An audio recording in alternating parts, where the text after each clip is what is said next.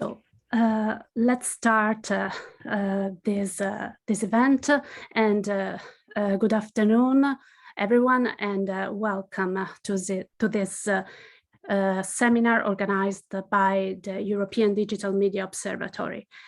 I am Elda Brogi, and within the European Digital Media Observatory, I coordinate the group that deals with the policy analysis and research, and I'm part of the executive board of the project. What is EDMO? EDMO is a platform funded by the European Union that brings together different stakeholders that deal with the disinformation phenomenon. Academics, fact checkers, media and information literacy experts, and many more. All members of the consortium have experience in analyzing the online disinformation phenomenon and are used to work with policymakers, public and private actors. The European Digital Media Observatory is a project that has a multidisciplinary applied approach, and it is a platform that aims to be a place where to debate hot issues that are part of the current regulatory debate. So it is in this capacity that we decided to organize an event to discuss this very hot topic, those amendments to the Digital Services Act proposed by the European Parliament Committee on Culture and Education, the Committee on Legal Affairs, that have sparked a lively debate on the need to protect media freedom from platform supervision. And to discuss what are the potential consequences of such an exemption. So, with considering that we have not too much time, without further ado, and also we have a lot of interesting speakers, I leave the floor to Maya Cappello, the head of Department for Legal Information of the European Audiovisual Observatory, who is also a member of the advisory board of EDMO, to introduce and start the first panel of discussion. Thank you very much again, and looking forward to hearing this interesting discussion today.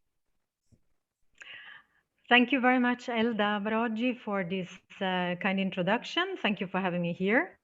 In the next hour, I will indeed have the pleasure of guiding you through a discussion on these amendment proposals that have been recently tabled during the parliamentary discussions on the Digital Services Act with regard to the possible introduction of a so-called media exemption or no interference principle with regard to content moderation on very large online platforms.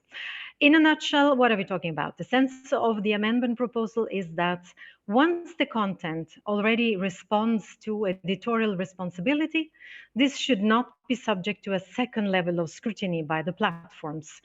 But worries have been raised by different stakeholders who fear that such provision could trigger unforeseen negative effects on the overall functioning of content moderation and on the fight against hate speech and disinformation.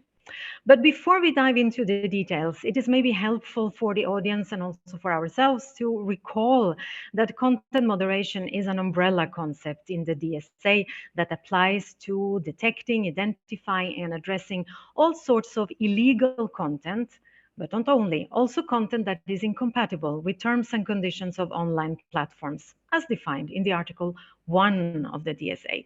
But very importantly, the definition of illegal content excludes harmful content, which is not illegal. And as such, disinformation is very often harmful, but not necessarily legal, which makes this phenomenon very difficult to regulate. The concept of harm is not unknown to the DSA, though. It is mentioned in Article 41, which concerns the power of digital services coordinators, but it concerns only risks of serious harm. Just to mention a few sentences from the explanatory memorandum of the DSA, this notes that, and I quote, there is a general agreement among stakeholders that harmful yet not, or at least not necessarily illegal content should not be defined in the Digital Services Act and should not be subject to removal obligations, as this is a delicate area with severe implications for the protection of freedom of expression. Had it been defined, maybe we would not be here today to discuss it, but in any case, the definition is not there.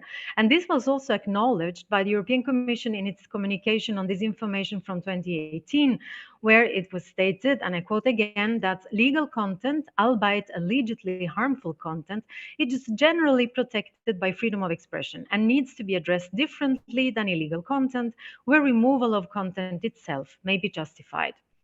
Now, this is the EU baseline.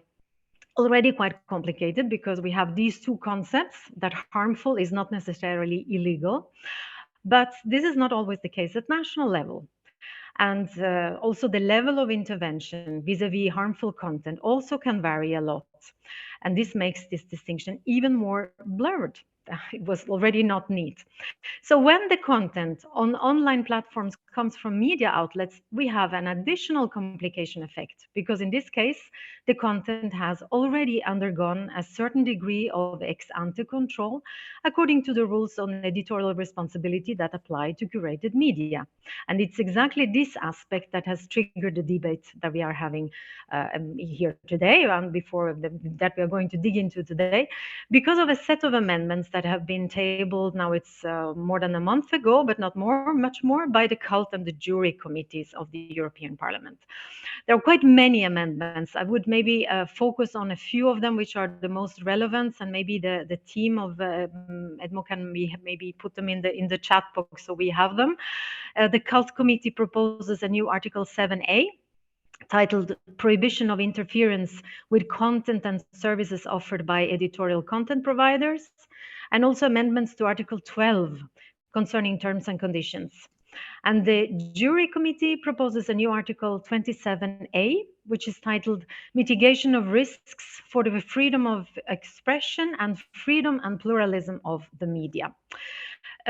We are here today with a great lineup of speakers to discuss pros and cons of this proposal so as to get a better understanding of the issues at stake. And we will also encourage the audience to interact with us. So this is also the reason why we have put the texts. I think they have come now in the chat box, so that this will help you think. And according to the various comments that will be expressed, you are most welcome to interact with us, both through the Q&A box and the chat box. We have with us today Lubos Kuklic. He is Executive Director at the Slovak Media Regulator, member of the European Group of Regulatory Authorities, ERGA, and chair of the European Platform of Regulatory Authorities, EPRA. Welcome, Lubos. We have also Wouter Gekira, here head of the Brussels office of the European Broadcasting Union, EBU, representing public service media in Europe. Welcome, Wouter. We have Siada El Ramli. She is Director General of Europe, representing internet companies in Europe. Welcome, Siada. And Renate Schröder. She is Director of the European Federation of Journalists. Welcome to you as well. And then we have from the News Media Europe, its Executive Director, Wout van Wijk. News Media Europe presents the news media industry in Europe, both online and print and radio and TV. Welcome, Wout. And last but not least, Tommaso Canetta. He is Deputy Director at the fact-checking organization Pagella Politica. Welcome to you as well, Tommaso. So I will maybe start with Wouter Gekira from EBU and the voice of public service media, because I read various position papers of EBU where there is a clear statement of favor. You seem to be quite satisfied with this proposal. So it would maybe be helpful for the audience that you can maybe recap a bit what, in your view, why in your view this is a good proposal, what you think are the pros, and if you see any cons possibly, since many fears have already been expressed. And then I will let you, of course, get back again during the discussion. Wouter. Thank you so much, Maya, and hello to all colleagues. It's a joy to be part of this exchange. My name is Wouter and I represent the European Broadcasting Union. Most of you probably know that encompasses public media organizations from across Europe. And I think the fact that we have this exchange today proves already that the DSA is indeed key for media and for supporting cultural diversity. So in its final shape, the DSA will definitely have an important impact on our sector, but also on audiences and the way they engage with media content and information. Our take on issues is the following. Public media companies, organizations, journalists, editors are working on a quite complete offer, whether it's radio, TV or online, and in doing so abides by media standards. Now, this is in the broadest sense. In at times that can be regulatory, but they can also, to a large extent, be self-regulatory standards. And they have actually an excellent track record and give that guidance to our journalists and editors to actually make programs that are suitable to audiences. Now, as long as we're talking about platforms that are operated by public media, it goes without saying these standards will also apply. Now, needless to say, and many debates have preceded this one, that there's an important role for global online platforms. We all are very well aware of that, how they determine who sees what and when. And there we've come across over the past months and years across a specific problem. And that is actually the fact that applications, programs got lifted off platforms after first having been granted access, of course, because platforms, of course, are open platforms. Everyone is ready to or is able to join as long as it ticks the terms and condition box. But afterwards, what happens is quite arbitrary in our view. We have a number of issues where applications that were designed for particular audiences, notably in the field of children and youth, that just got blocked without a particular reason given, or it took us quite a long time to figure out what was actually going on. To give you a few examples, and these were examples where there was either not a reason given or there was a vague reference being made to terms and conditions by a given platform. It was about specific shows of public media companies, for instance, that were just whose accounts were removed from social networks. It was about application stores, so app stores, where applications for children's programs were just lifted off when our designers wanted to insert an update to that application. And only along the process, we actually tried to understand what was happening, and we either got a kind of a vague response or not a response at all. So this is kind of the starting point to say the DSA is dealing with what the Commission makes us believe, tackling arbitrary behavior on platforms when it comes to application of terms and conditions. This is quite important to us because we cannot be subject to that arbitrary judgment each time we update an application destined to be to our young audiences, for instance. So we looked at the scope and the idea, the main rationale behind the DSA, and we thought it made sense to actually make a strong point about specific safeguards, rules that are needed to address this problem. Now, when you do so, of course, you take a risk because you say, well, I mean, what about all the impacts of these proposals? But I think the merit of what the European Parliament is doing currently is that we have a debate on this, and it is an important one. And I think it also allows us to flesh out the issues and ensure that some of the proposals would not go in the direction that we don't want to go. I mean, maybe two specific clarifications before I'm ready to answer questions is, first of all, illegal content. Obviously, we support a strong case there to kind of act against illegal content. So we are quite sure as soon as something qualifies as illegal, it needs to be acted against. And second of all, the disinformation challenge. I mean, the fight against disinformation is key. Our network, our organization is involved in an ever closer set of partnerships with platforms, with fact checkers to ensure that the fight against disinformation is stepped up. We've sat back in the days on the sounding board in 2018, calling upon platforms to step up their efforts when it comes to the code of conduct against disinformation from 2018.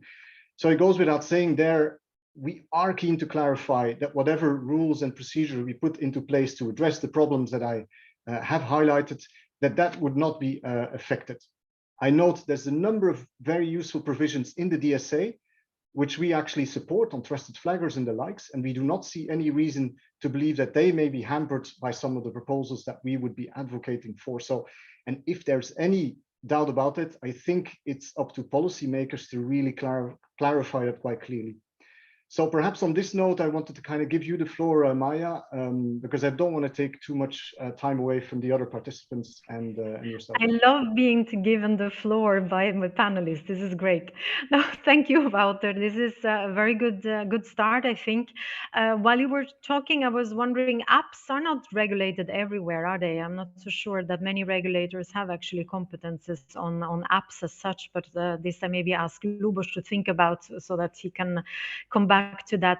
I was wondering, in terms of dimension, in terms of magnitude, how big is the problem that we are talking about? I mean, public service media, of course, they are nobody has doubt that you are curated media and that editorial control is strong and that what you provide is good. But isn't there a risk that to protect you as protect curated media as a group in this, you collect all kinds of fishes, the big ones and the small ones?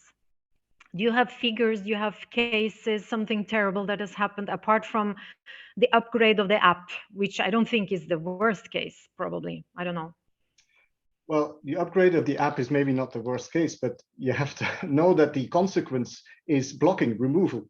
So that is quite a radical consequence. So I think it matters because from one day to another, the app, the service disappears. So we're not talking about some kind of gradual move that being part of a dialogue, which after duly considering the request and the objections, we decide to lift it off our platform. No, the reality is different.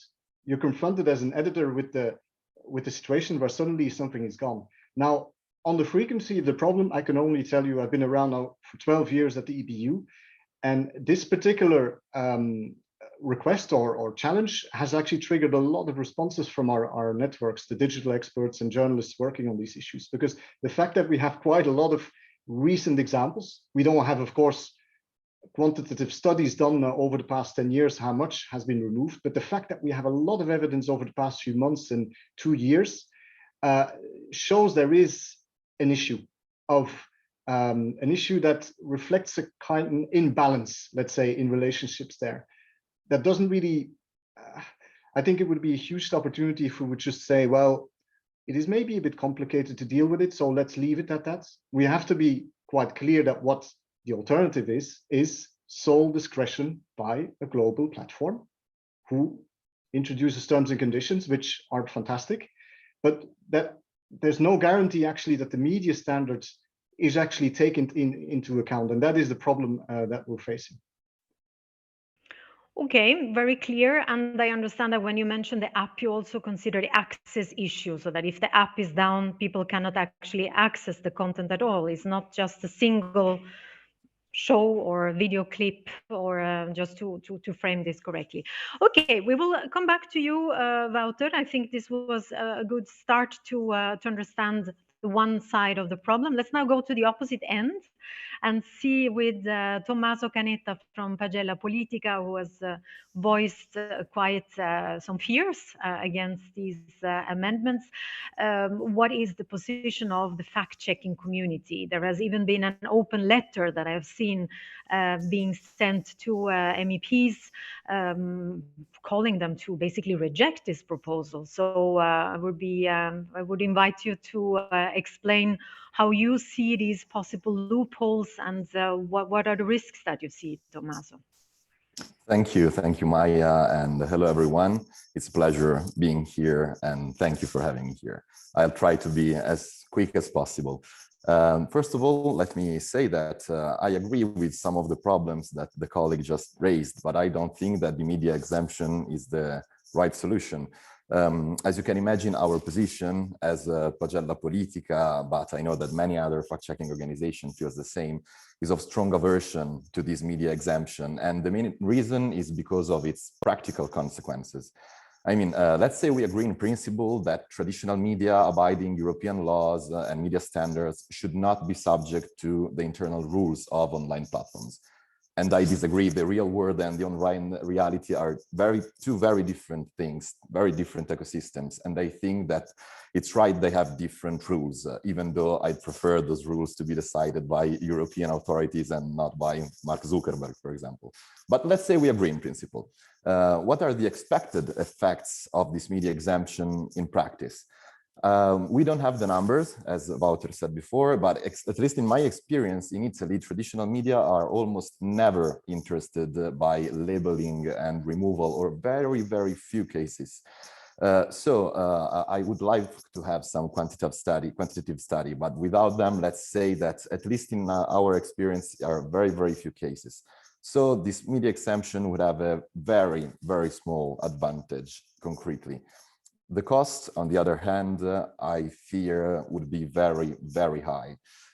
All the actors that are interested in spreading this information would run to match the criteria needed to have the exemption, no matter how strict they are. Foreign media, for example, that have interest in projecting their propaganda inside the European Union, or actors monetizing this information about emotional topics like, for example, miraculous cures for COVID-19, or actors spreading disinformation about migrants to foster xenophobic narratives for political gain, and so on. So should those news be at least not removed? I'm absolutely against removal, but should those news be labeled on social media platforms?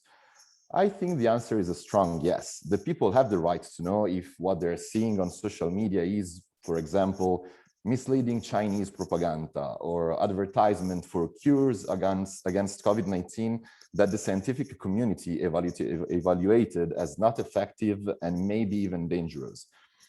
So, but does traditional media sometimes publish false or misleading news without being censored or labeled by the national or European authorities? Yes, they do. So why what is acceptable for the national authorities shouldn't be acceptable for online platforms? As I said, I think that social media are a very different ecosystem that should have their own rules. Let me give you a practical example. The newspaper Il Tempo, traditional newspaper from Rome, founded in 1944, so a long tradition, recently took a skeptic attitude towards vaccines and COVID-19 related measures. And at the end of October, they published an article claiming that in Italy, the real number of COVID-19 related deaths is less than 4,000 people, not the 130,000 people that the official statistics say. We checked, and of course, this article was absolutely false and misleading. They misinterpreted a report of the Italian High Health Institute. But did we find copies of Il Tempo claiming this false news all around Europe? No, we did not. But online, on social media, we found screenshots of the Il Tempo page and many, many anti-vaxxers blogs reclaiming the same false news using Il Tempo as a source, spread all around Europe. We found that in Germany, UK, Spain, France, Greece, Finland, Belgium, and so on. So how many people read the news, believed in it, and start acting maybe more recklessly, because in the end, the pandemic is not as dangerous as what they want us to believe? I don't have the number, but I think that even one is too much. So is it basically the Tempo was a sort of Trojan horse? Some sort of, yeah, exactly. So in just terms to of impact, since sorry. you mentioned figures, and I saw Wouter taking notes on your questions, let's understand what the quantities are. You are also mentioning figures. What is the impact that you would fear of this amendment? I mean, you mentioned, if I quote you correctly, that we are not speaking about a big amount of cases here of public service media being blocked. But what are the other side? What figures do you have there on the impact, or at least an impact? Honestly, I don't have a certain number, but I fear the figures could be very, very high, because we know that there are many, many actors interested in spreading disinformation for political gain, for monetization. The reasons could be, or even because they generally believe in something absolutely false. So is it wrong, it's my question, to have inside the social media ecosystem a label that says, attention, this article that you can read if you want, but this article contains false information. You can find the right information here. I don't think this is wrong because this labeling operation is proportionate to the potential damage. So to conclude, I think that if anything, social media should be encouraged to do more about the circulation of false information on their platforms and not less. And the immediate exemption amendment, I think, goes exactly in the wrong direction because it opens the door that anyone at that point in some way can exploit. Thank you. So if I understand you correctly, labeling could be an answer to replace, let's say, this kind of solution. Instead of having a media exemption or no interference principle, let's rather ask the social media to do more on the information side so that users are alert. Is this more or less the proposal? Yeah, I think it's absolutely correct to remove illegal contents and to label dangerous contents that are harmful for the population, for the readership.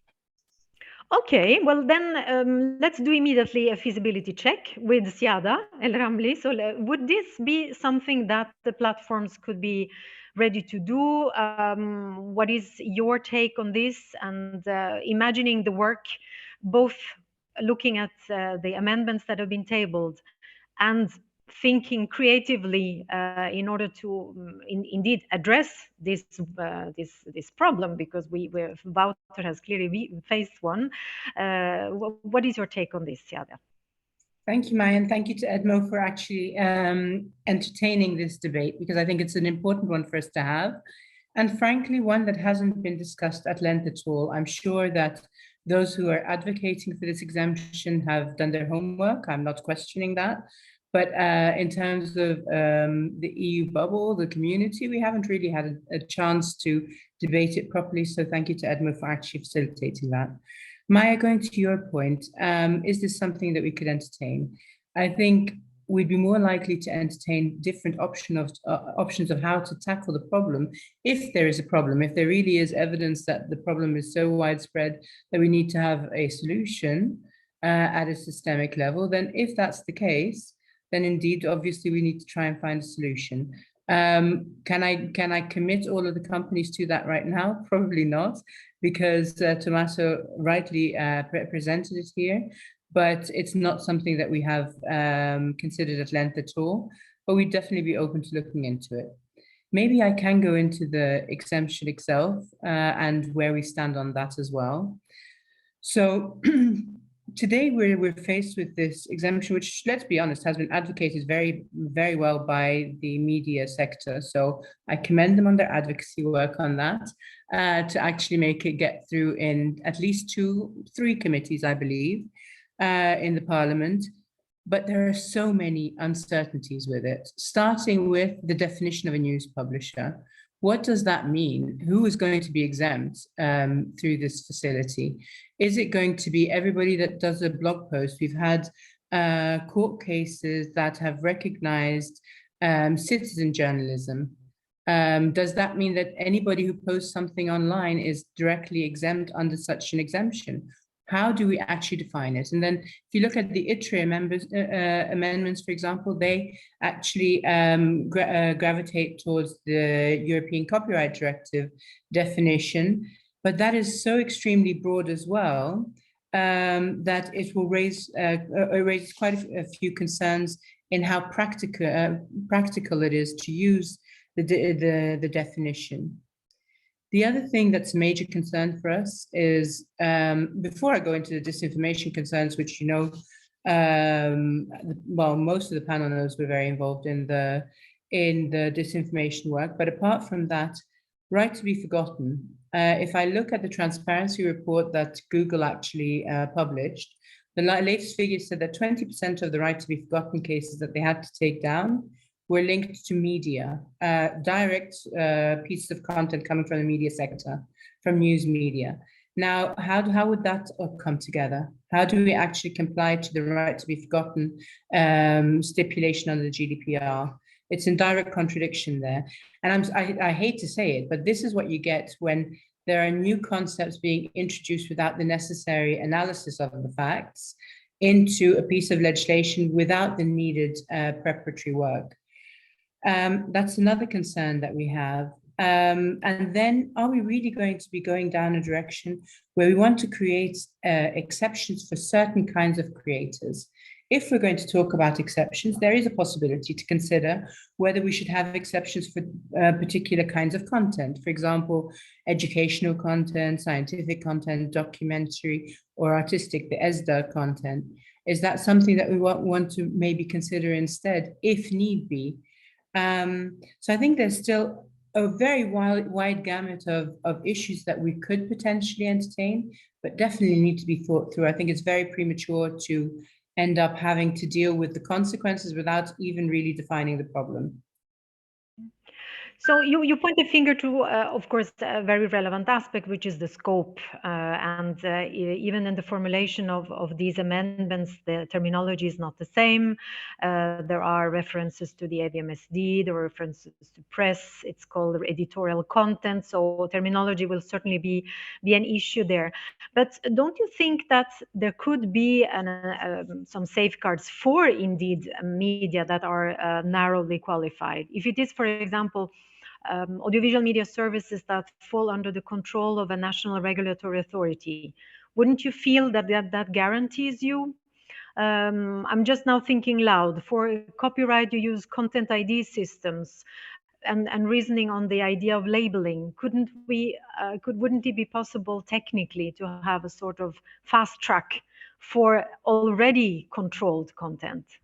So it could be an improvement, but it would still not fix the whole problem, because that then brings us to the last issue that I didn't get to present on at all, which is where does that leave us on issues like disinformation and the bad actors, because we do have those as well. We have bad actors that have started out as reputable media sources and have, for one reason or another, I think it was Tommaso who mentioned, for financial gain, for other reasons, they have started to become the source of disinformation. So what then? How do we fix that problem? And honestly, like, this one is an open question. So I hope that the panel can educate me on it, if there is an answer to it. Very good. And what about the labeling that Tommaso mentioned? The labeling, I think that labeling is something that it's always a bit of a balance to strike. So on the one hand, you can label to provide information, but then we need to balance it with the kind of fatigue of labeling. So I'm not ruling it out at all. I think it's a good suggestion from Tommaso, but I think we'd have to figure out what that actually entails, because we've seen that there's a fatigue to pop-ups, there's a fatigue to having too many things in certain areas on the screen. So how do we make that work? But it's something that we can definitely discuss. Very good. I take note on the willingness to sit at the table and reason. That's always a good departure point. So I will come back to that. But now, see, I mentioned regulators, Lubos, so I think it's time to bring you to the floor now. ERGA has not come with a unanimous position. At least I couldn't find any common position. So I might ask you in your personal capacity or the level of representativity that you find appropriate. What do you think could be a way forward for this? Is there a need for a media exemption? Is there a problem to fix? Is the toolbox adequate? Do you see that if there is a problem, and what could be an answer? How is your take on this, Lubos? Thank you, Maya. And thanks to EDMO for organizing this, because I think we need this debate very intensely indeed. And indeed, I will be speaking in my own capacity, as there is no common position of the regulators in Europe, either in EPRA or ERGA. But I already have taken on Twitter, for example, we had this exchange with Rasmus Kleis-Nielsen, and I think that we should be vocal about that, because I think this is a serious matter and it will influence a lot of things coming forward. So I think, we need to address this problem. Now, as a first thing, I think the concerns that are addressed by this proposal are completely legitimate. I think it is really important to address the problem of treatment of the media, of traditional media, so to say, in the online environment. But on the other hand, it has to be said that these proposals are going and all of those that I read are going too far. And to have a blanket immunity for media in online environment is just no way to go forward. And the main reason is that many of the detrimental content is being posted on an online environment by entities that are posing as media. And it's been tried for many, many years to distinguish media or to find a definition of media, but it is just not feasible to have one. So I think it is really important that we are thinking carefully about that. And what I'm thinking about is that in the online environment, and when you're looking at things from legal and constitutional point of view, it is just not feasible to do anything without content moderation. So you have to count in the content moderation to do anything that might help to clear our digital environment. So if there are proposals that are just leaving this out or ruling out the possibility to do the content moderation in media space, may just leave many of the disinformation, but there are also the other kinds of harmful content that will just stay online because those that are putting them in or online are just claiming to be media. And when we are hearing the argument that for traditional media, there's already a regulation, and therefore the content they are putting online is always legitimate in this regard, this is just not entirely true. There is no comprehensive legislation on disinformation. And even when we have a legislation on traditional media, when they are moving online, this regulation wouldn't apply. I don't know about a regulatory situation where you are going online as a traditional broadcaster, for example, and there will be some kind of the same kind of regulation that you have in the broadcasting sector. So either we are willing to regulate everything that media are doing, either offline or online, or this argument just wouldn't apply in this situation. But I think there is another potential solution to that. And this is about self-regulation. We know that there are associations of media. There are press councils. There is, for example, JTI now, Journalism Trust Initiative, as a kind of intermediary between media and online environment. And we can use these to recognize the media that have a kind of internal structure and internal editorial systems that can ensure that the information that are putting out are really thought about. I'm not saying that there's no possibility that disinformation would go through, not at all. I'm saying that if you have safeguards in a place, mistakes can happen, but there is much less possibility that this will actually happen. And if we have these, we can use this to recognize a media that can have a special kind of treatment by platforms.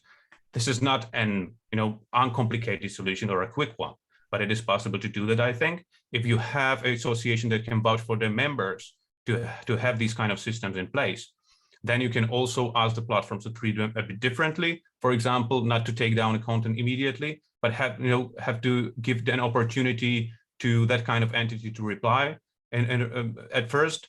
But we are not talking about immunity. We are not talking about blank check out of any kind of content moderation or any kind of codes of conduct.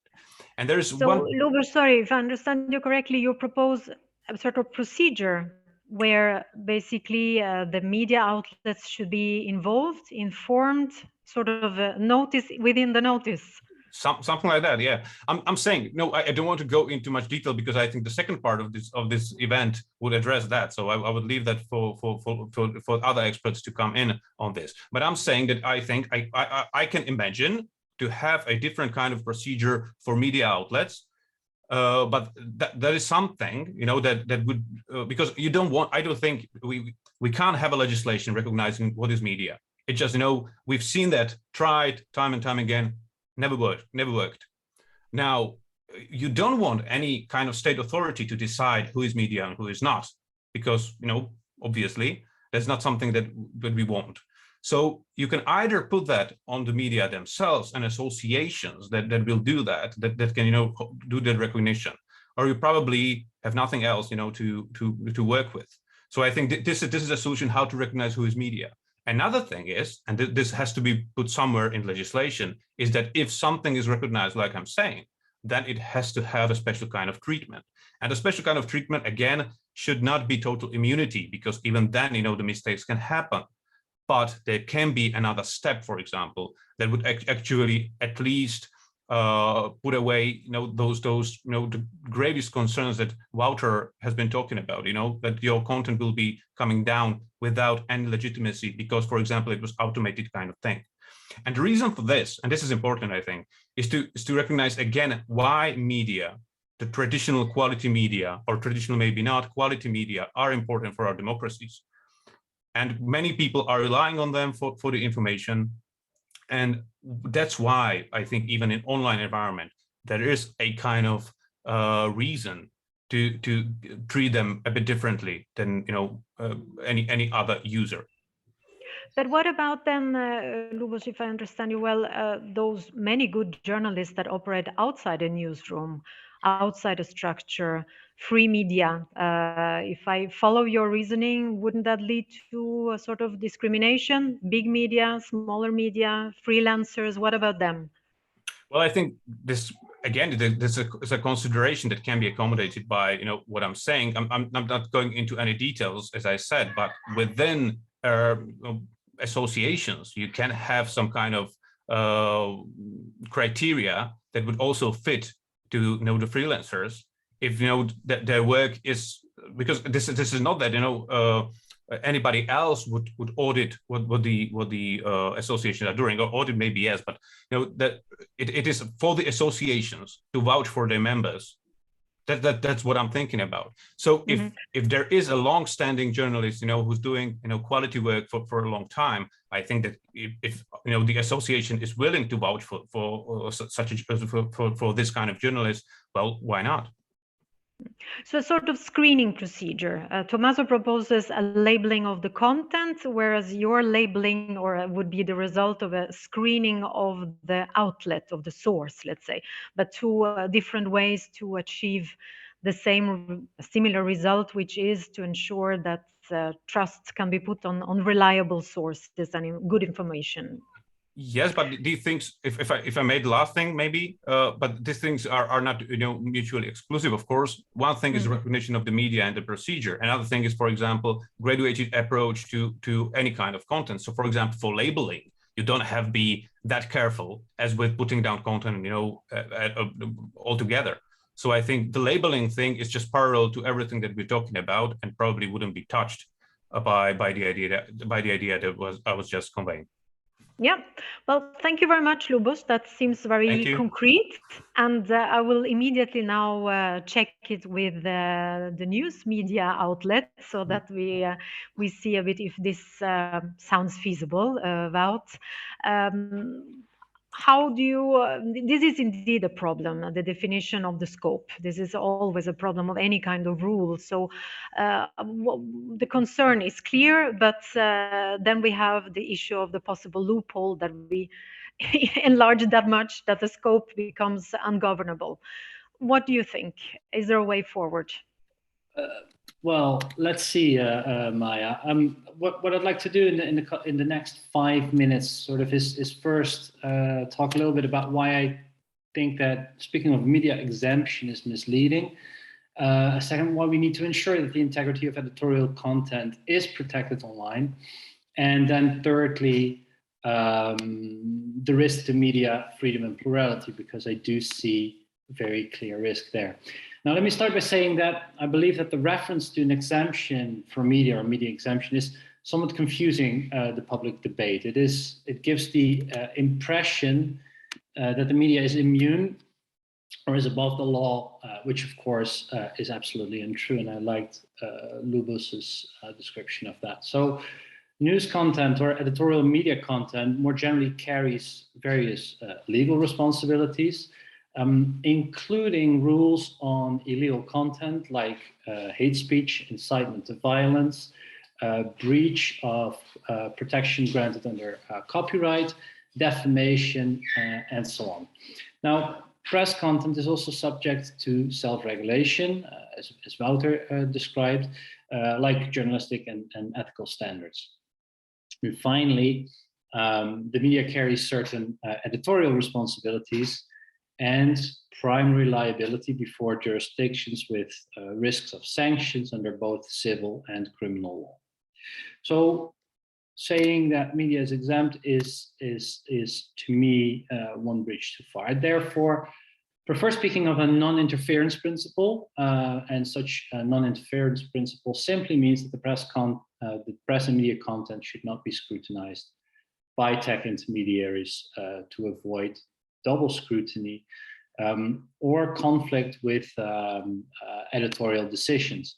So this is both a matter of media freedom, but also of intellectual property. So the non-interference principle would prevent intermediaries from exercising second layer of scrutiny according to their own terms and conditions.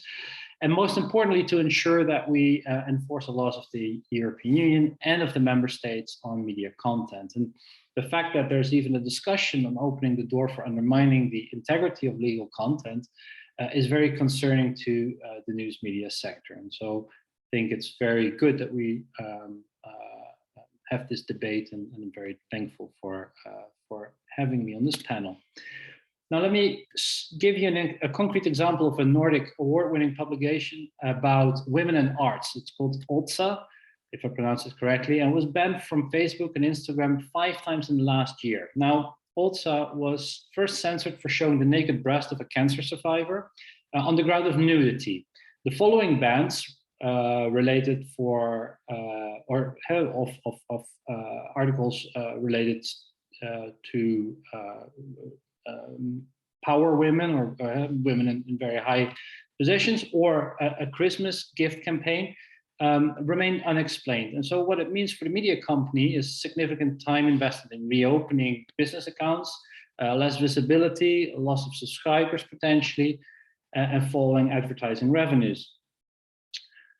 Platforms are undeniably important gateways for users to access press content. But over the years, it became clear that press publishers struggle in their contacts with platforms and are not part of the decisions that online distributors sometimes take in relation to editorial content.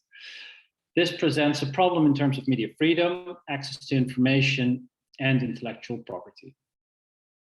The reality is that journalists and publishers have better things to do than allocating resources to try and get such an arbitrary platform decision undone. Moreover, by the time that such a decision is overturned, the damage is already done. As the world keeps turning, yesterday's news is yesterday's news.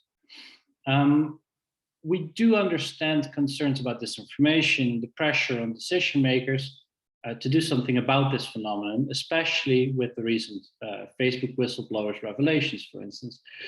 This is a very serious matter and a concern that we share, and we as News Media Europe have also been part of the earlier discussions on the Code of Practice on Disinformation.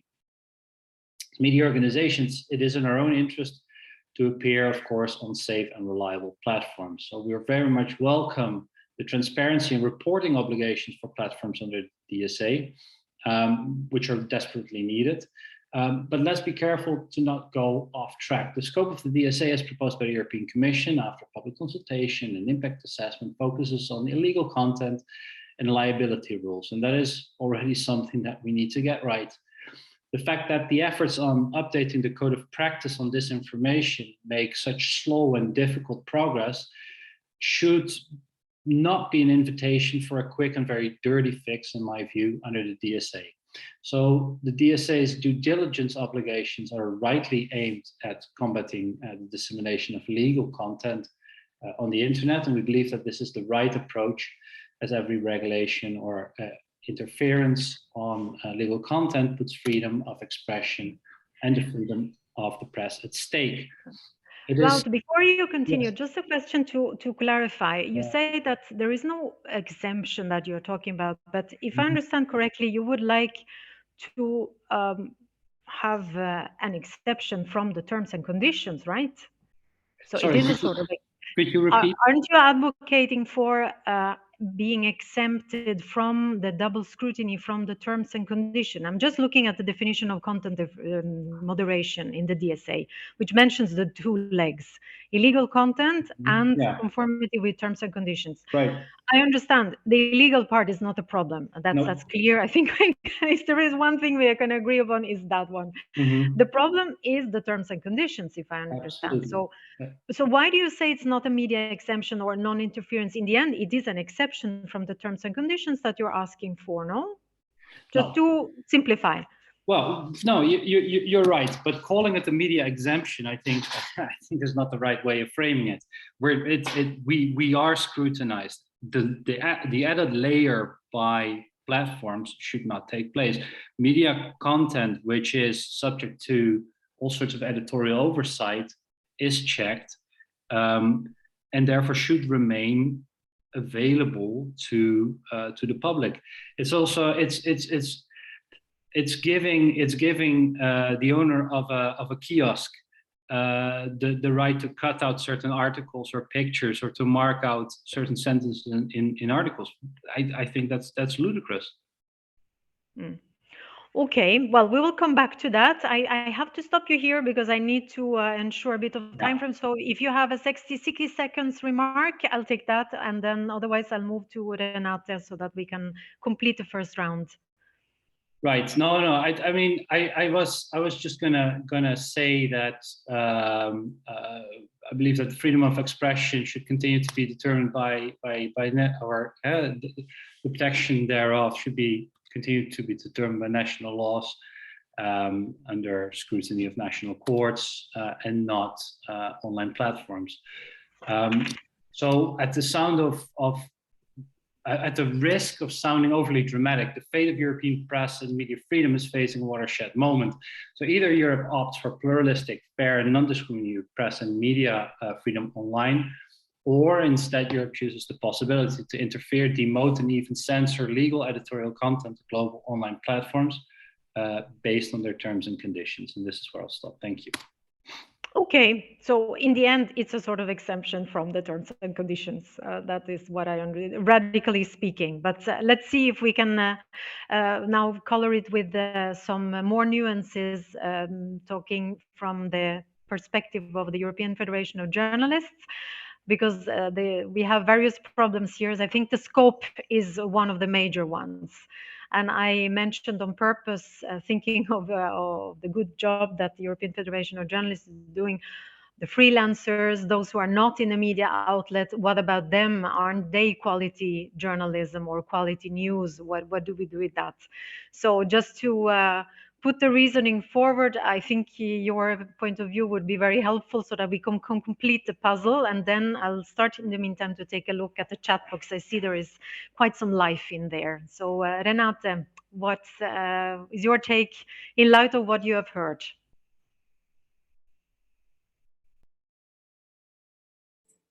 I think you need to put your microphone. Yeah, the usual.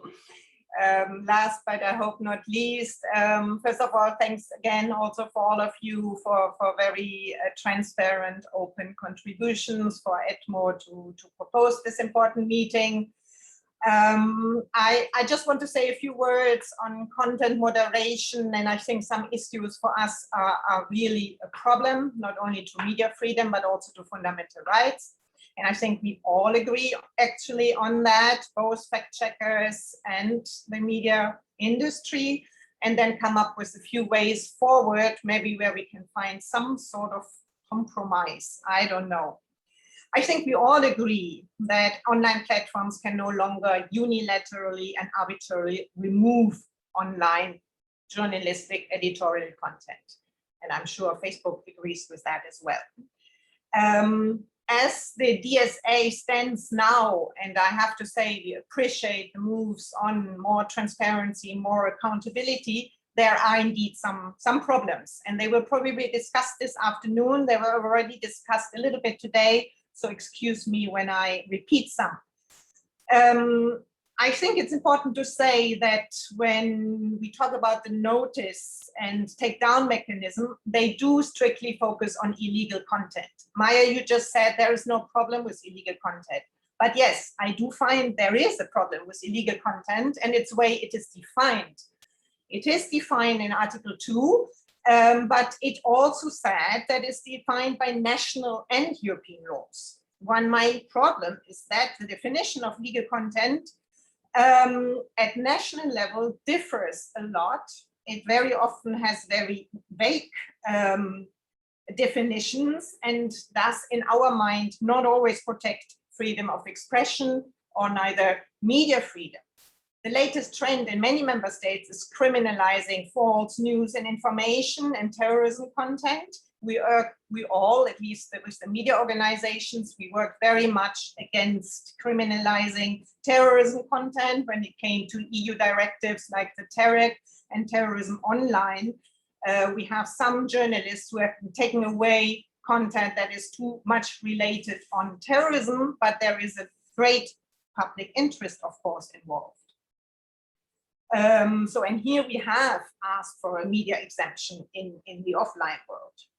The crucial feature of Article 12 is indeed, and it was said by you, Maya, at the beginning, that it does cover harmful or undesirable content. And it remains unclear how the explicit reference to the Fundamental Rights Charter can indeed be interpreted. The DSA still leaves it up to online platforms to decide whether the materials in question deserve protection or are to be discarded. And that is a problem. It's not only a problem for media, I think it's a problem for much wider freedom of expression society. The internal complaints mechanism, Article 17, is based on the complaints reviewed against both legal standards and the platforms' again own terms and conditions. This way, platforms would examine their decision based on their own standards. Again, I think this is problematic. So yes, we need clarity, we need guidance to oblige providers to apply fundamental rights, including media freedom and pluralism, as explicitly mentioned in Article 11 of the Fundamental Rights Charter in content moderation decisions, but I think it's not clear enough yet. Online platforms will need to have a fast-track appeals process, we believe, including for journalists and media, and must be held to account by independent national regulators, Lucas, I hope you agree, in case of arbitrary removal of journalistic, and then I say, and question mark, other content.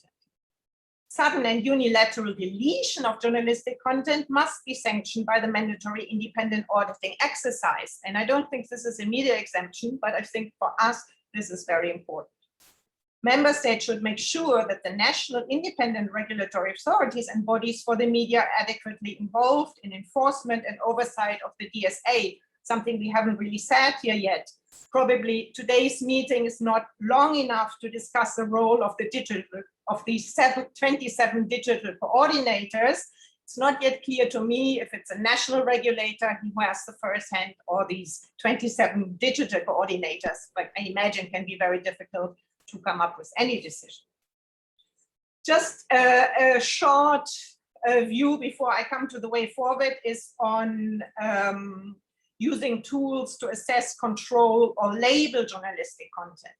I can only say the EFJ as such is not for labeling, such as the Journalism Trust Initiative. We do not think it's the right way forward.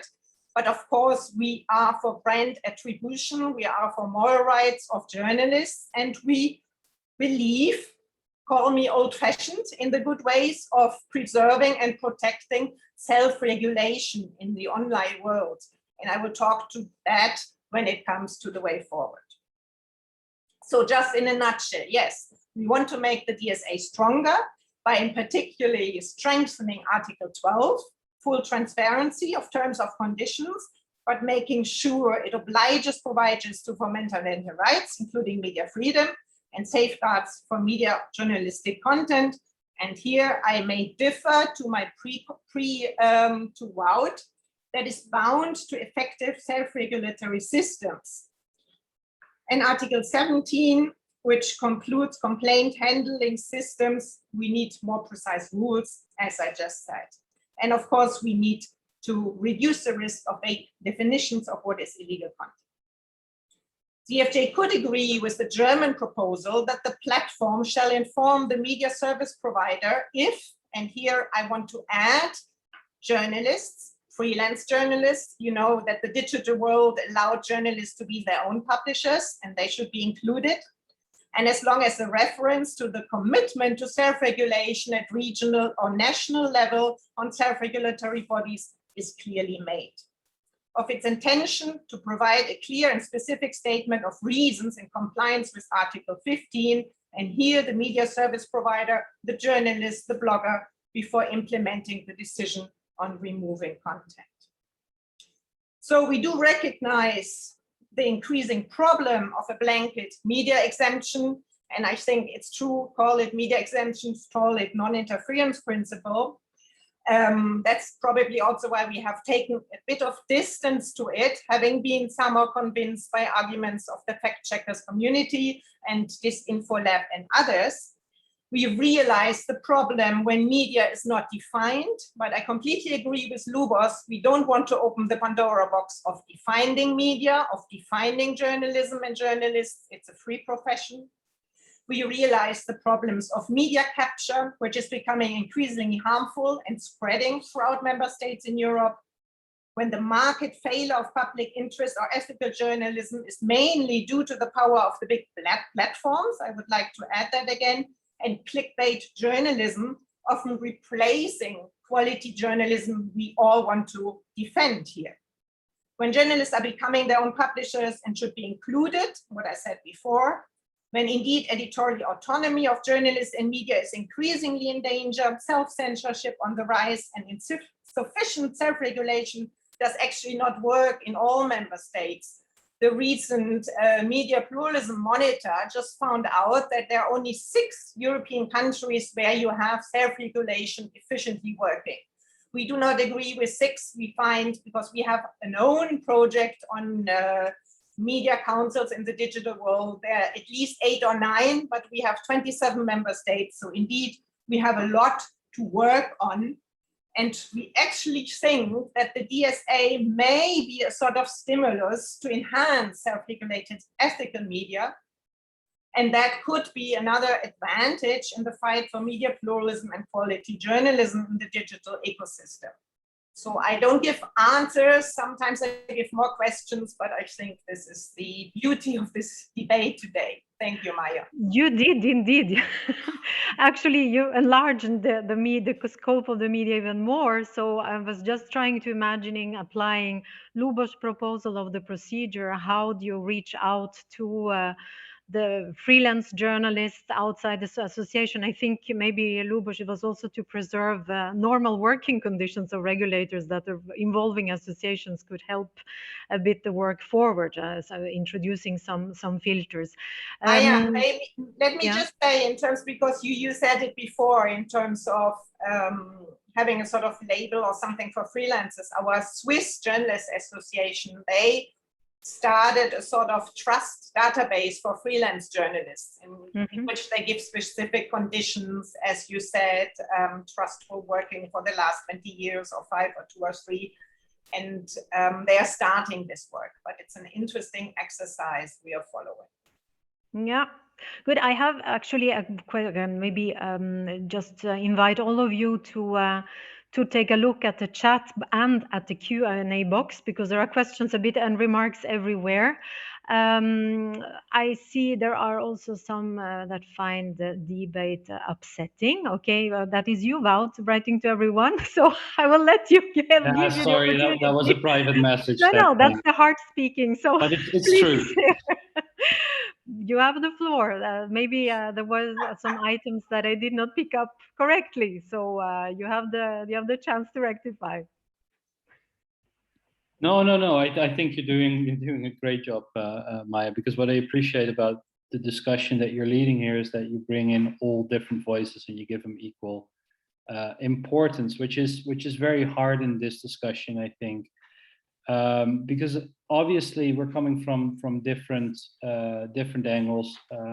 There's a number of variables that are very unclear or not well defined. But what I do think is that we need to have a clear think about, look, on the one hand, of course, we want to tackle the issue of disinformation. I think it's clear that the news media sector is impacted negatively by the proliferation of fake news, and it's definitely not that we do not want to think about solutions that could help the quality of information in the online space. On the other hand, I do think that we need to think long and hard about the impact that regulatory decisions may have on media freedom and freedom of expression. I personally would not want to sort of delegate regulatory powers to platforms, and I hope that I managed to convey that during my intervention. Thank you.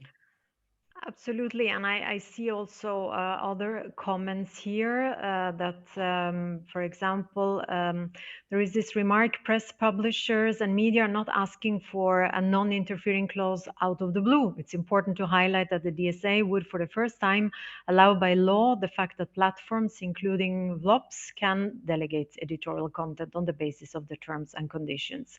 Well, you can read it there in the chat. So indeed, this is the problem, the terms and conditions, because even if, as you mentioned, Renate, the illegal side is not always easy either, because of different national approaches that might criminalize aspects that are not in other countries. On the terms and conditions, there is the issue of the power of the platforms that overrides other issues. I see 3 hands raised, so I maybe start with Wouter, who hasn't spoken for a long time. Then I take Tommaso and then Lubos. I wanted to perhaps just comment to some of the things I heard. I mean, I get it why people would sometimes associate it with a blanket exemption, but I do not agree with it. And I think we have to be crystal clear that the issue of reliability, legal responsibility of broadcasters is not into question here. We are asking to be liable for our own applications, services, and content that we deliver for our audiences. So that is really a perception that is being created as if we want some kind of free ride, which is the world upside down. I think what we want is to kind of make sure that platform behavior is tweaked, is adjusted to the important role that media outlets are playing for democracy and for audiences.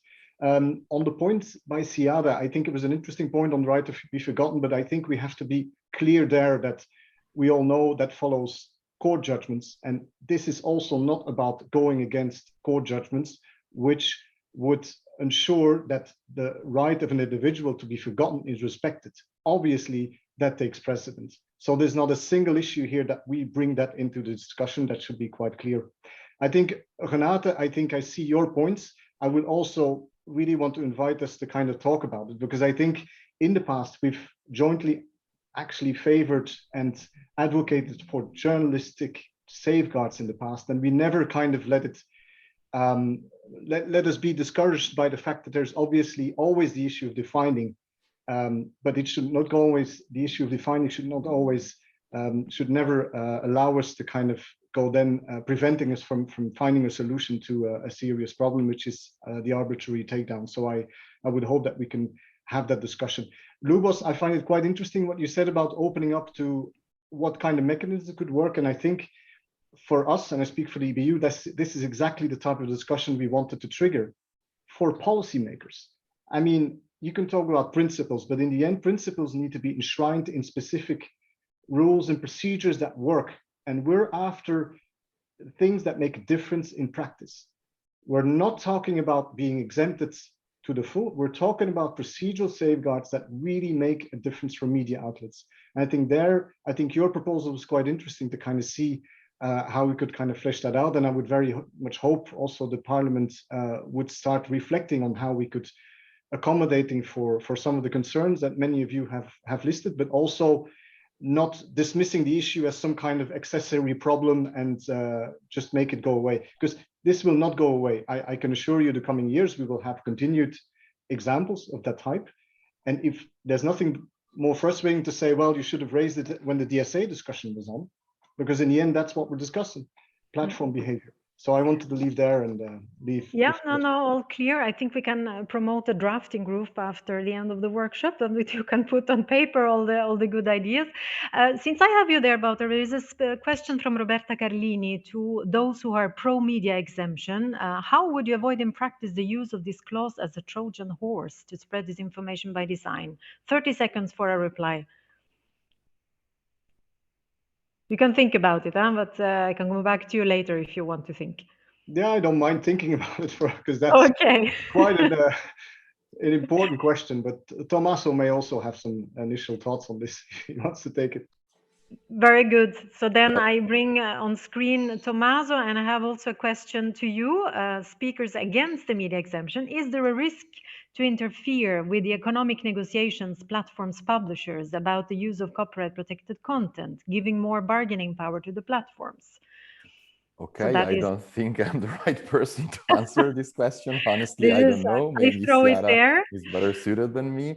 But I wanted to make the same question that one of our people from the public make to the colleague before.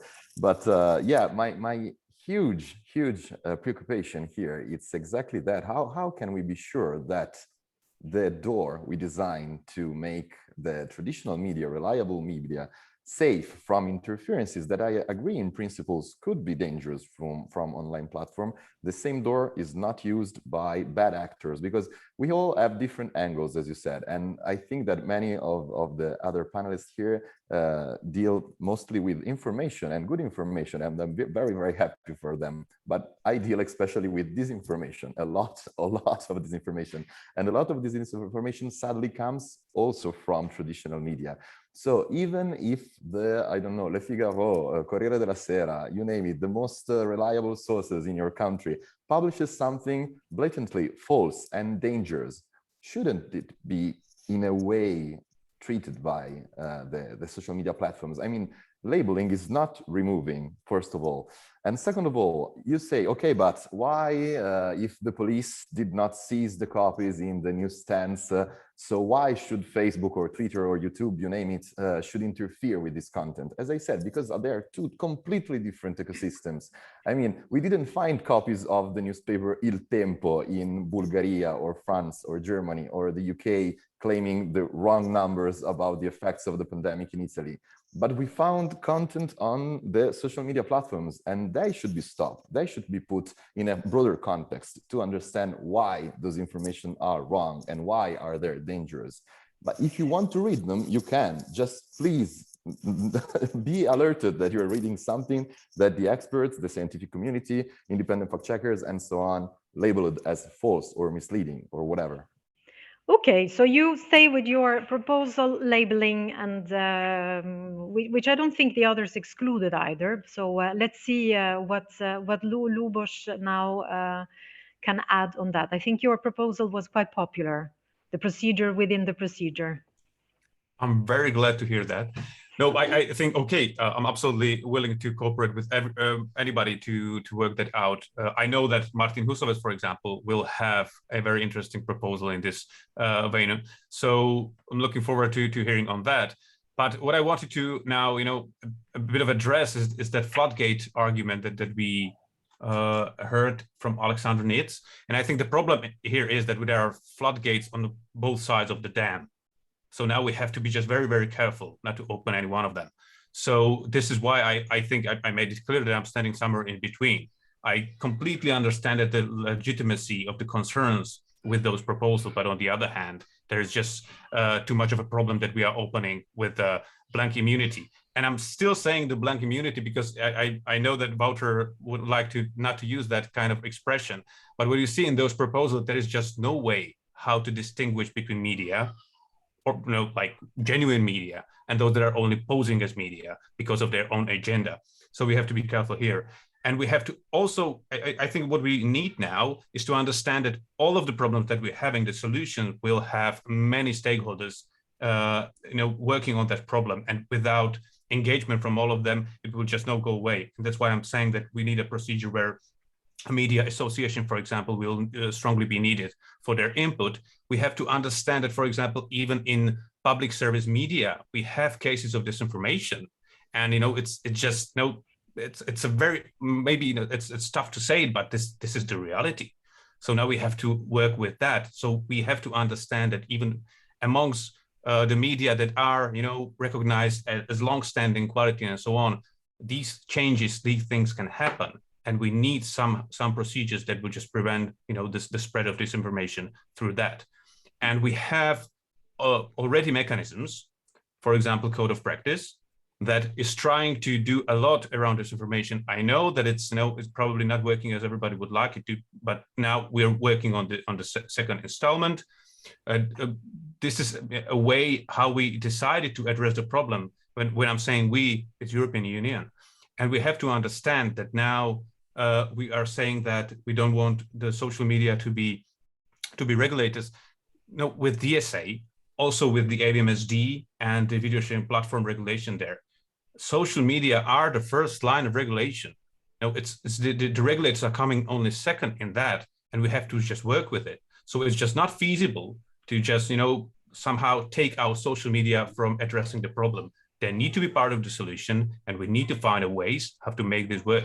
So again, legitimate problem, but we need to address it legitimately, that we can safeguard, the more bad things happening.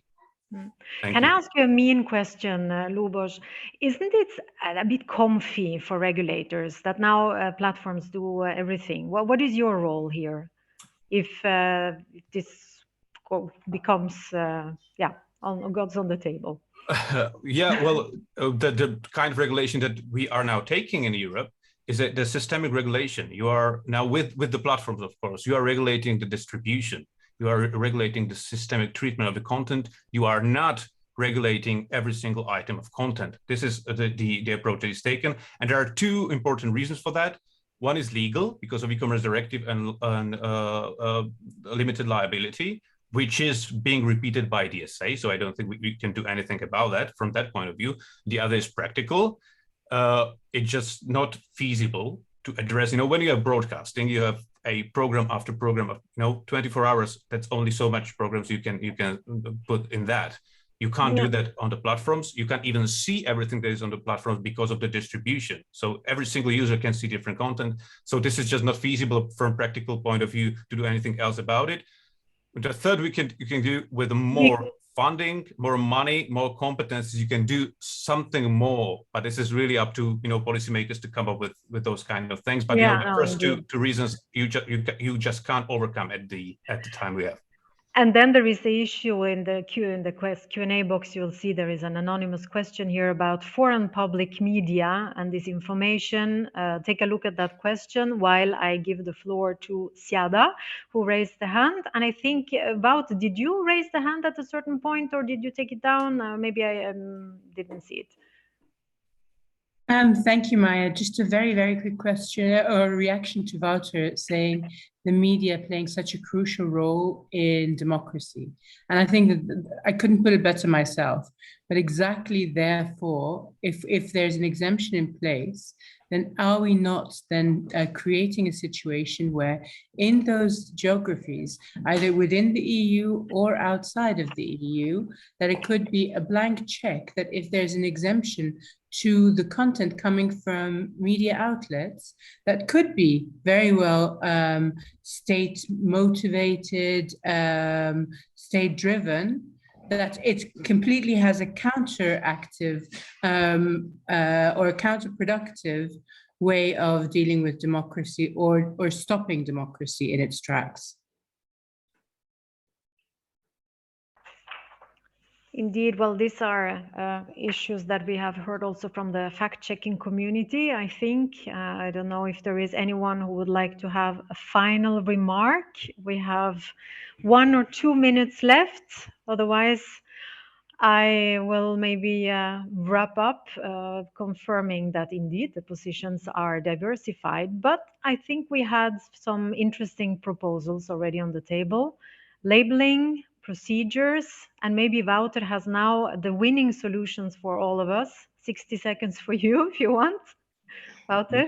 No, I mean, I agree, Siyada, I mean, the media and democracy, but I think we should not be tempted to try to find a solution for all the problems we have in this world and in Europe in this DSA. We have exciting discussions coming up next year on media freedom and very important ones, but I think we should kind of keep things here on the right target. It is about the way platforms are behaving and apply terms and conditions, and we would be very much interested in kind of exploring pragmatic solutions here, because we feel it's still a great opportunity to make a difference.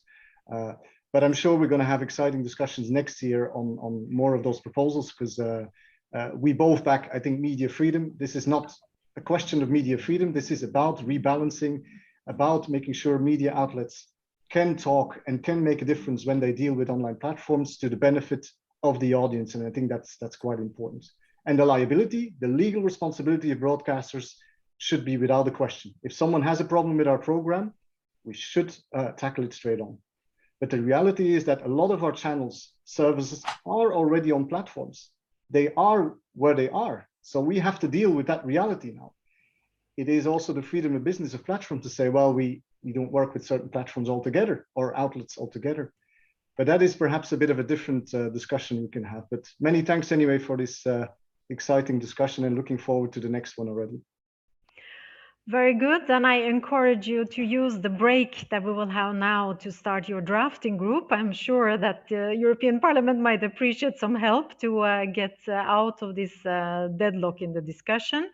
And after your cup of coffee, we will have Ivan Evadic waiting for you for the second part of the discussion, which will deal with the risks and challenges concerning operational exemption in the DSA. I see Ivan Enadic already there, so she will take over at 16:00 after a well-deserved break. So I thank you all, and thank you for your engagement. This was very fun, and I hope also helpful for our audience. Take care. Thank you, Maya. Bye. Thank you. Bye-bye. Thank you. Bye-bye. Goodbye.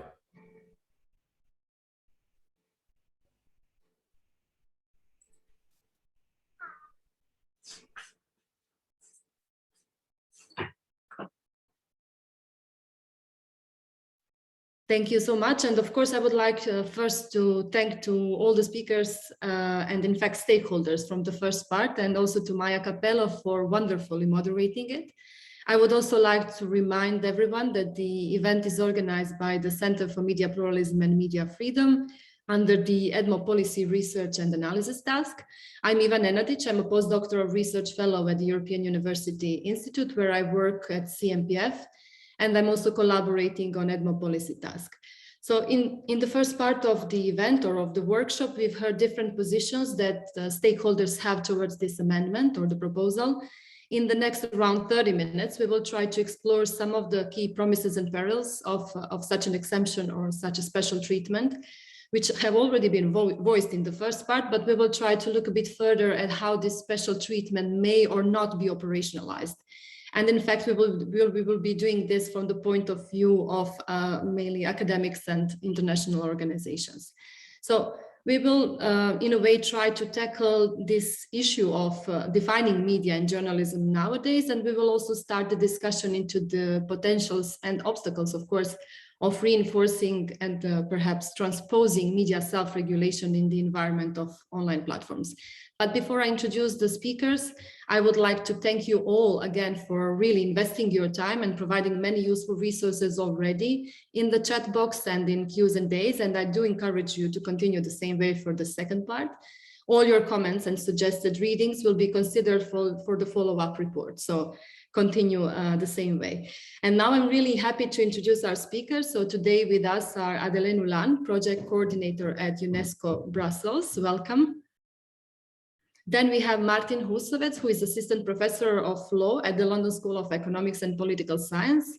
We have Beata Klimkiewicz, professor at the Institute of Journalism, Media and Social Communication at Jagiellonian University in Krakow, Poland. And last but not least, of course, Maria Luisa Stasi, who is a senior legal officer at Article 19. Adeline, we will start with you and with a very general opening question. So what is your first take on this proposal? And would you be expressing the position of UNESCO, for example, or a personal one?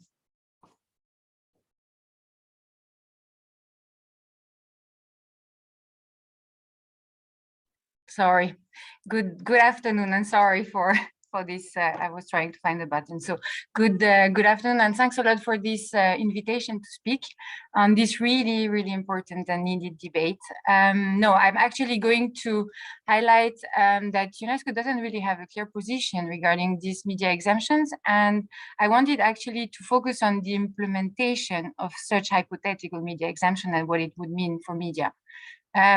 So I believe that most of us, at least, and we've agreed, we've heard from the previous panel that we agree on the legitimate issue that this media exemption is trying to address, which is the interference in social media platform with journalistic editorial independence. And in fact, at UNESCO, we've witnessed many examples of journalistic content being illegitimately removed from platforms, accounts of independent journalists being blocked. But how can a media exemption in practice solve this issue? I think, as it was said before, the media exemption would request opening the Pandora box of defining media. And well, if you open it, then nobody wants the state to define media. So we would need to rely on the media profession itself to kind of define what a media is. And I think here, when I speak about the media profession, I think about broadcast regulators, but also media self-regulatory bodies that were already mentioned quite a lot in the previous session. And the first struggle I see in this system is that, going now in detail to the system of self-regulation, is that the system of self-regulation is not universal, and Renate was mentioning, is very different from one country to another. And also another struggle is that this system originally was not established to categorize or to label media. The system was established to raise the commitment of any media to ethics, and actually even targeting in priorities those that are not abiding to professional standards in order to raise the bar. And this was done through the handling of users' complaints and the name and shame. And in fact, the number of complaints that press councils receive is not a correct indicator of how professional media is, because actually some media might get many complaints compared to others, but just because they have a big readership. And I think that's why some new self-regulatory initiatives have been developed, like the GTI. I know some other will speak about it. It was mentioned previously, to actually help maybe label media and also work at global level. But I think another struggle I'd like to highlight is in relation to the efficiency of the system of self-regulation to guarantee abidance to journalistic standards. And I'd like to remind here the news of the world phone hacking scandals, where the Press Complaint Commission, so the UK self-regulatory body at the time, was accused of being inefficient towards the yellow press. And to me, these are some of the similar arguments that we're hearing, that the media exemption could open doors for more circulation of online disinformation on social media platforms. And I think it's interesting to have a close look at what happened then following that scandal and what has been done at the time to give more teeth to self-regulation. We've seen that many self-regulatory bodies have been evolving towards getting more statutory power, and through the creation of incentives to reinforce their power. So for instance, there has been some reward system for media belonging to the system in justice courts, in defamation cases, rewards for getting some financial benefits. In North Macedonia right now, the Press Council has developed a registry to incite advertisers to avoid putting advertisement on media not belonging to the system. So in fact, there has been a lot of things already been developed in order to take into consideration self-regulation and help categorize media from professional from media that are less professional. But there are also a few concerns and challenges that actually needs to be taken into account very carefully. And I think the first one is to ensure that self-regulation in such system is truly independent. because we have been witnessing as well some abuses when self-regulation is not truly independent and is actually then being misused from inside to restrict media freedom in a more pernicious way, because it's more it's more hidden. It's like creating some kind of self-censorship. And another one is that also to ensure that the non-commitment to professional standards is not being used in the judiciary to justify it for the punishment of the media, because I mean, the regulation is not the same than self-regulation, and you don't want to end up in two-speed protection of media freedom. So just to be quick, in conclusion, I would say, reflecting on this example, that operationalizing a media exemption carries some challenges, not just for potentially allowing easier circulation of disinformation, but also because you want to make sure that actually this media exemption doesn't turn against those it want to protect, meaning the media themselves. So for that, actually, you really need to have a careful risk assessment to develop appropriate safeguards that were already also mentioned in the previous panel. And I think very importantly, this risk assessment and these safeguards needs to be tailored to the local context. I think it cannot be done really, really quickly. So at this stage, and I would agree with what was said before, I think this alternative, an alternative to this blanket immunity that would be a media exemption, it would be already to start requesting platform to develop meaningful, robust, and quicker appeal mechanism for media that belong, for instance, to the system of self-regulation or to regulatory body, to enable them to challenge like the moderation decision of platform more quickly. And I'll stop here. Sorry for. Thank you so much, Adeline. I think the point you said at the beginning of your opening statement, the one that says that self-regulation was not actually established to define or to categorize and label media, is an important one. And I think, in fact, it comes very close to what you're proposing, Martin, in relation to these amendments to the DSA and a potential that there could be a format or a practice of so-called trusted content creators. Can you tell us a bit more around this idea? Yeah, thank you so much, and thank you for having me. This is a really interesting conversation. So first of all, so what I'd like to do, I'd like to first say why I'm skeptical of the exemption as it's drafted now, why I understand the intuition though, and how it could be operationalized through what you just mentioned, trusted content creators kind of concept. So why I'm skeptical? I'm skeptical because, I mean, there are a number of things that were already mentioned, but if we go back to the analogy to kiosk, I like that analogy. And the argument is that editorial control of media is good to take care of screening for lawfulness of publications. So why should the kiosk owner do double work of sort of screening for lawfulness again? And I think that's an argument that only carries you that far with lawfulness. But then you have to think about, okay, but a kiosk owner maybe doesn't want to carry some and distribute some publications. Maybe because the owners are Christian, maybe because the kiosk is very close to primary school, maybe because of some other reasons why they just don't sell all the newspapers.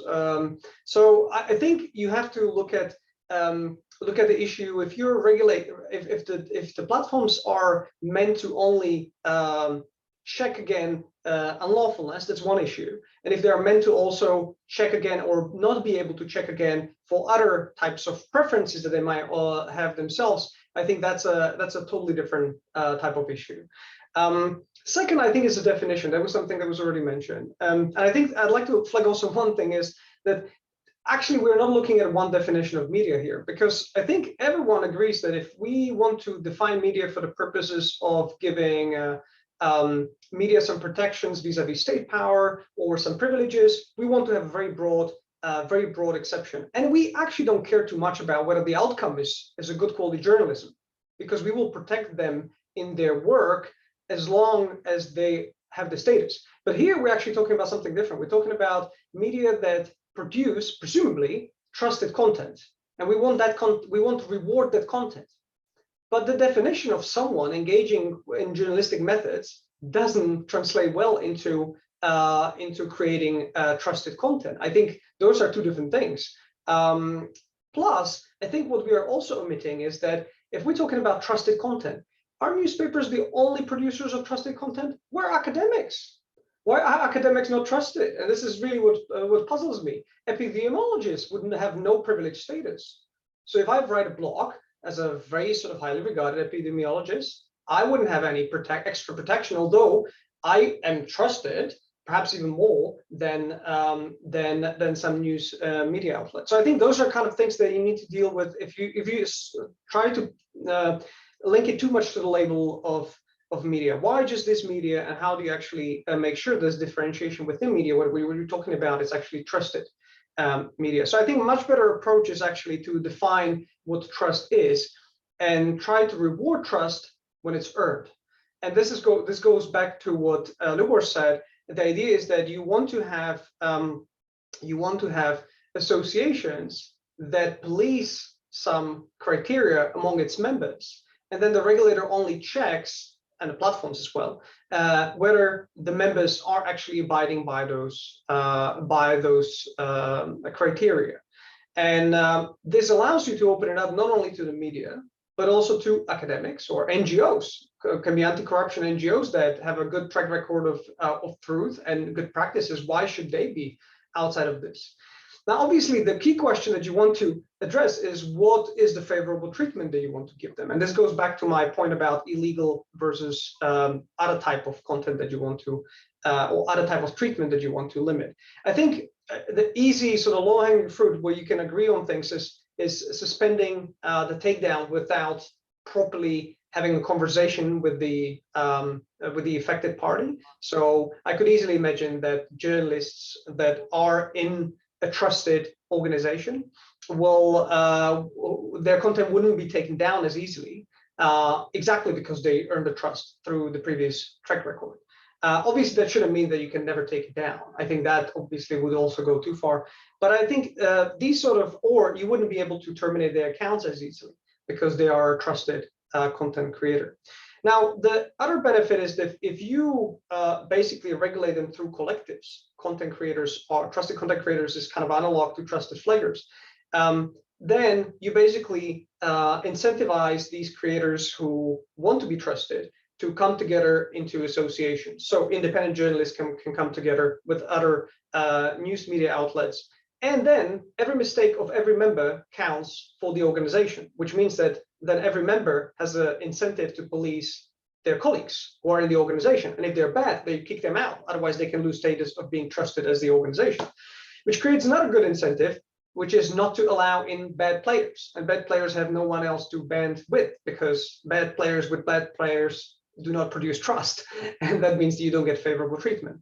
So these are, I think, sort of things that then the regulator could be looking at. And I think the byproduct of this is something that I've been seeing in the platform regulation for a long time, which is we're missing collective representation of many different content creators. Journalists are perhaps a little bit better at that, but I can tell you many content creators who do not have proper representation, and hence are not able properly to negotiate with platforms, and hence our wiki party, which creates many arbitrary outcomes. Now, finally, there are some risks to this as well, which is the biggest risk, I guess, is if you say there's a suite of people who are trusted content creators, then they could be pushed to water down due process for everyone else. And I think that would be bad outcome. So we have to be careful about not selling it as these are the only trusted content creators. These are a subset of trusted content creators who really want to protect their content from disappearing very quickly, because there's value in content not disappearing in time, because there's the critical value of it is the time dimension. Okay, that's very quickly the nutshell. I'm happy to expand.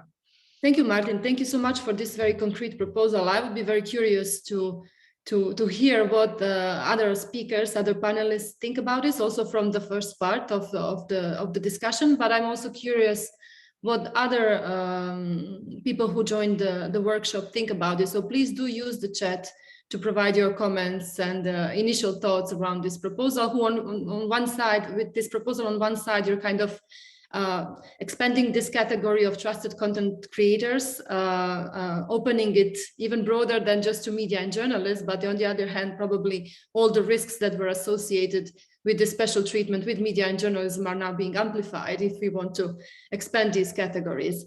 And you also mentioned something around definitions, and a lot has been already said and discussed in relation to definition or our inability to have proper working definitions that we can operationalize for these specific purposes. And I'm now going to Beata to check what her thoughts or views are on how should we understand the notion of media today, and set out what it encompasses, and how to balance this need for definitions on one hand and the need to protect journalism as an open and free profession on the other side. Beata, please. We cannot hear you. You have to unmute yourself.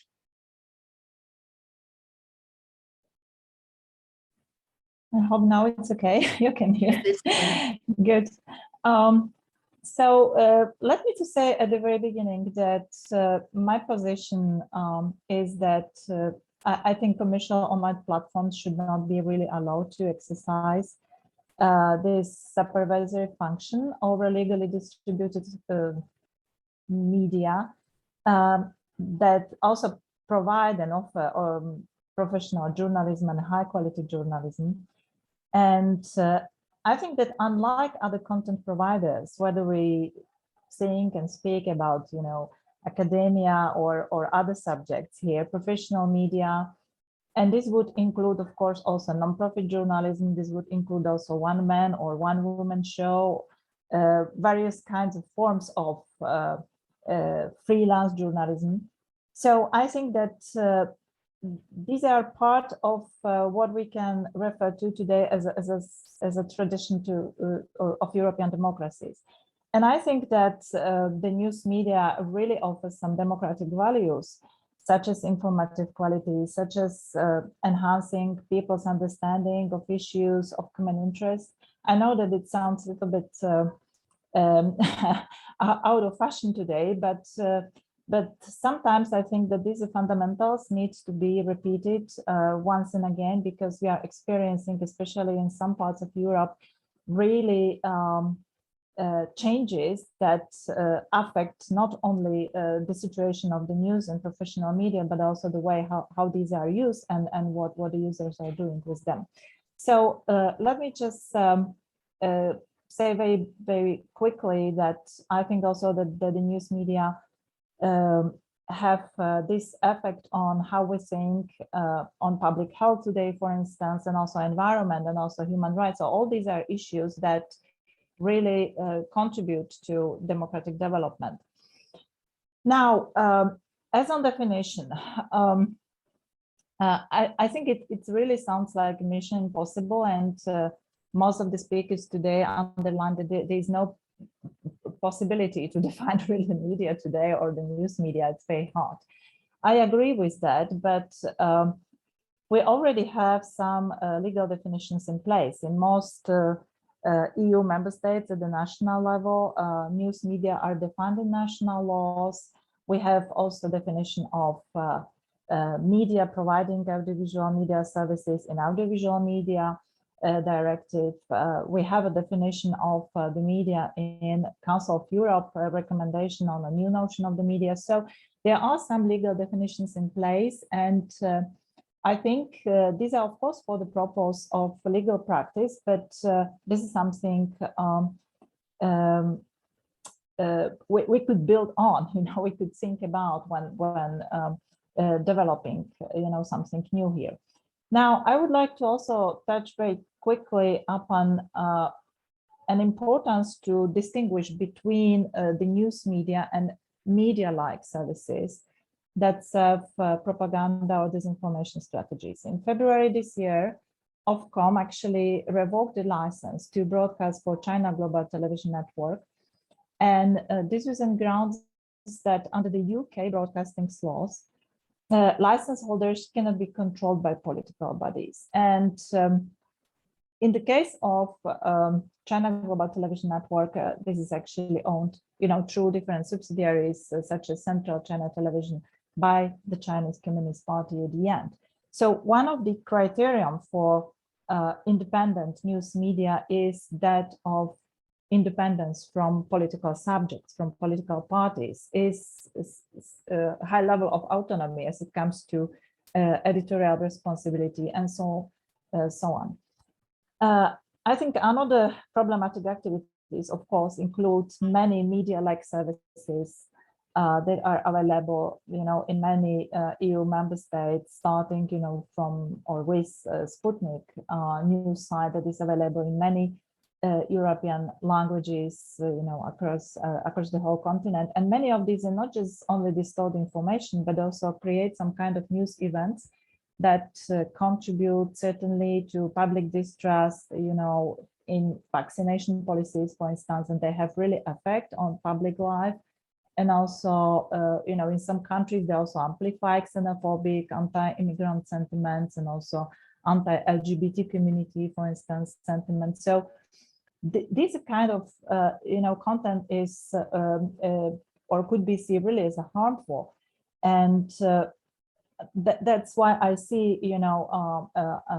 it as necessary to distinguish what we really mean by high quality professional journalism, offering credible communication and journalism-like services.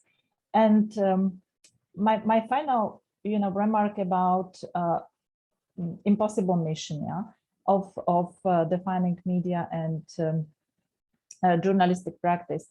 I think that journalism is guided by certain standards, regardless whether we speak about huge, big organizations like, public service media, or one man or one woman show, as I said. And these are the standards of content, production of journalistic performance. That's what we teach our students, in everyday journalism courses. And there are certain set of practices and certain routines you have to go through to actually come with, the outcome in the shape of news, as a final, effect of your work. And this would, of course, take, ensuring credibility by editorial responsibility. Of course, there is editor in place who actually checks finally sources, or is also responsible for the situations when you have, as someone mentioned, earlier in the discussion, disinformation in quality media. Of course, such cases happen. False information can have a place also in highly trusted media, but the distinction between professional editorial newsrooms and all other sources of information is that those newsrooms actually admit we made a mistake, and there is a correction policies that follow this this publication, or sharing the content with users. So I think that for credibility, right? Yes, you have such practices like the existence of correction policies, verification, fact-checking standards, unnamed source policies. We are sorry for interrupting, but we are running a bit yes, sure, of time, so just maybe wrap up. Yeah. So I think that there are many features that could be somehow taken into account when thinking about the definition of the media, and I still think that it has some sense. And thank you very much, Beata. I think Maria Luisa may have some concrete proposals as well to add on how this proposal to the DSA may or should be framed, and you may also want to use this opportunity as speaking the last in this second part to reflect on what has already been said. Yes, thanks, Eva. I have to say it has been a very rich discussion, and the privilege of coming as the last one is I can chair, I can comment on what I think is more interesting from my perspective. But before I do that, I do have a couple of points that I wanted to raise as well, very, very briefly, I promise, which I think deserve attention as well in this very rich discussion, and maybe have not been touched upon yet, not in this framing. So the first one is we have heard so many different ideas and so many different warnings about what could be the risk, unintended consequences, etc., etc. I think, though, that the main point is to try to agree on what is the main goal of this provision. And I do believe that this is super important, because based on that, then we can frame it properly, and then we can even discuss whether the DSA is the right place actually for that. So also on this perspective, so which kind of goal we're trying to achieve with a media exemption, if we have it. I've heard so many interesting ideas today. So one, we've spoken about protecting trustworthy sources. We've spoken about rebalancing the relationship between the media and the platforms, being this an economic relationship, or being this the idea of not having a second editorial scrutiny. But the point is, if we're not clear about which kind of goal we're going to achieve specifically, then we cannot frame it accordingly. I do believe that, for example, there is another component, which is the component of media diversity online. If this is essential to sort of guarantee a certain diversity of online content on platforms. And I think this is not clear yet in any of the proposals that we have seen on the table. What else is not clear, or is pretty vague at the moment, is what we're talking about specifically. The wording that we can find in the various proposals, it goes from dealing with the removal, or the suspension of accounts, or not interfering with that content. So I do believe those are completely different concepts. When it comes to interfering, for example, it seems to assume that what we want is a sort of a neutrality obligation for the platform for that specific content. And in the reality of things, where the platforms, they create all the content they have, this neutrality might create a number of unintended consequences as well. I do believe also that we need, if this is the way that we want to go, we need to consider how this is going to fit in a number of other initiatives that come from the Council of Europe or a national level about promoting public interest content. How this is going to fit in those schemes. If we're talking about the same thing, if it's something different, of course, we need to avoid contradictions or conflicting rules. And this is why I come to the point, is the DSA the right place to put eventually, considering if we agree on all these points and we have clear in mind what we want to do, is the DSA the right place? Now, the DSA says that the main objectives are to set uniform rules for a safe, predictable, and trusted online environment where fundamental rights are respected, right? So we need to think about whether this idea that we have in mind lands in there, or whether we need another framework, or where we have already specific frameworks. I tend to believe that if it's more, what we want to do is more an economic provision, that deals with the balance of power in between media and platforms, or if it's only about the editorial responsibility that needs to be not to go to a second scrutiny, and I'm not sure it fits very well in that environment. So once again, more than a precise answer, I do have the desire to unpack those specificities, because I think if we don't have consensus on that, it's going to be very difficult to, I close here.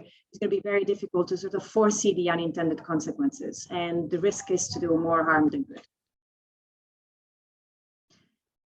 So I am conscious that we're running out of time. I have so many comments on other things, but I'll stop here and I'll let you direct us. Thank you so much, Maria Luisa. Unfortunately, yes, we are already out of time, and it was very difficult already in putting this workshop together to be mindful of time because of so much interest around this discussion. And I think we definitely have to continue with this one. So before I close, I would like to give you, each of you, literally 30 seconds if you want to add something that you missed to mention in your first opening remarks. And then unfortunately, we will need to wrap up. I'm also very mindful of the comments and questions coming from the attendees. We will definitely have these in mind when drafting the report, but unfortunately, I don't think we have enough time to address them all at this point. But please go ahead, 30 seconds each for some additional or final remarks. Okay, so I'll start. What I want to say is that actually, I mean, this is really insightful to listen to all these different perspectives. And actually, what is also clearly, what has been missing till now is the fact that and we haven't said that, but until now, it's been difficult for some media actors to actually engage meaningfully with the platforms and have a dialogue. Because until now, and I'm thinking, for instance, about the media self-regulatory bodies, I know that they haven't yet had an opportunity to discuss with platform about what could be done. So I think this is also a first step, and it shows this discussion how much of a need there is to continue this conversation. Thank you, Adeline, so much. Martin. Yeah, perhaps just high-level remark where to agree with Maria. I think indeed you need to identify what the purpose of this exercise is. And if the DSA is the place where you want to address it, then I think you should also take the approach the DSA takes overall, which in my reading is creating procedural rules how to address problems.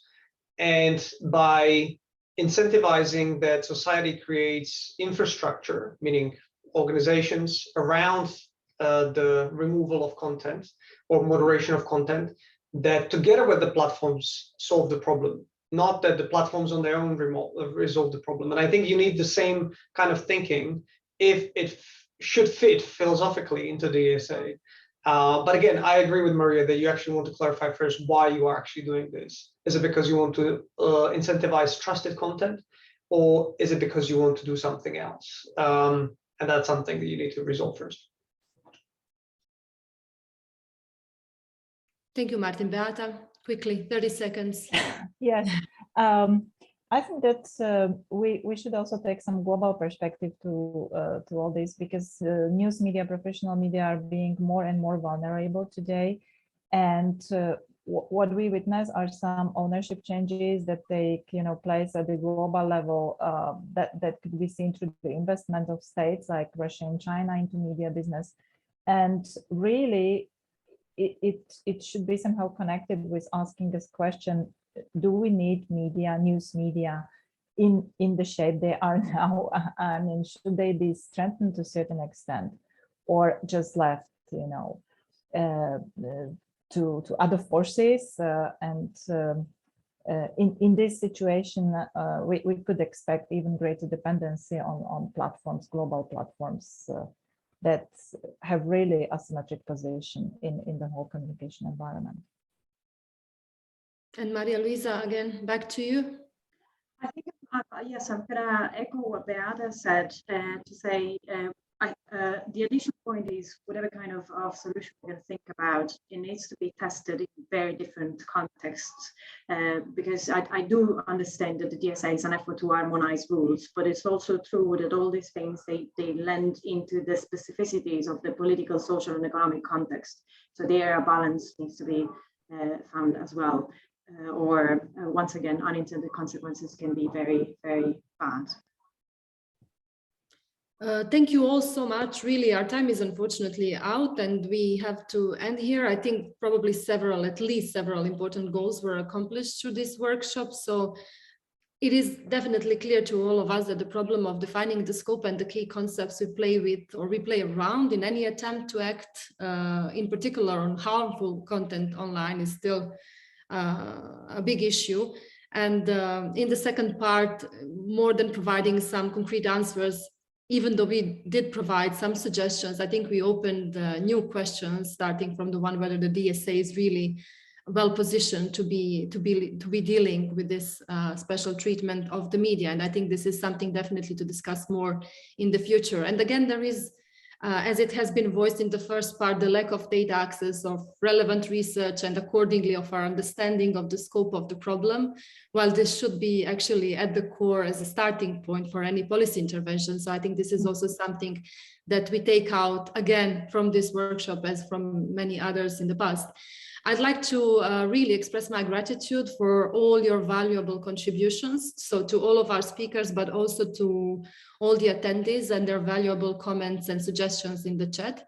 I would also like to thank to Maya Capello for moderating the first part of the workshop, and to both EDMO and the Center for Media Pluralism and Media Freedom for organizing it.